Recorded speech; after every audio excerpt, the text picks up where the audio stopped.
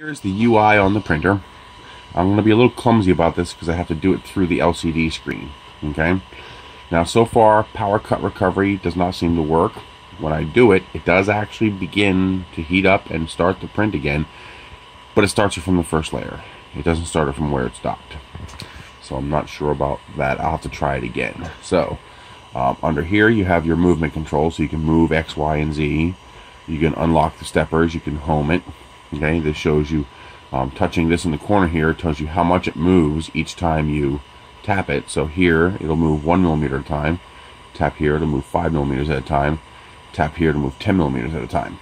Okay, so that controls how much it moves, and this is your absolute position from home.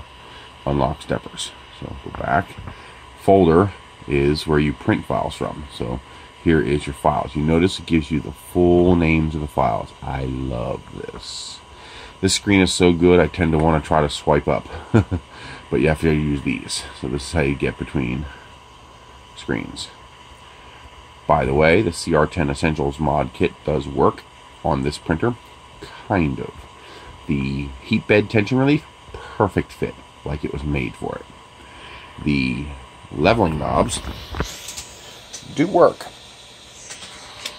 after you take a hammer and force the piece in. But it works, so I'm happy.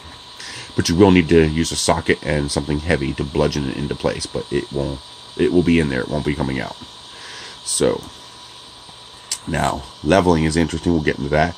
Under extrude, here's where you set your temperature. Like I raised it to 170. Each time you press this, it changes 10 degrees. Here's your bed, auto feed in and out, which I wouldn't bother with. Extrude in, extrude out. This is your basic interface here. And then leveling is really cool. You go here, you can unlock your X and Y steppers, so you can move it around, but I think it keeps Z locked.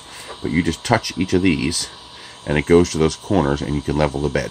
So you touch here, set your gap. Touch here, set your gap. Touch here, set your gap. Touch here, set your gap. And this stays.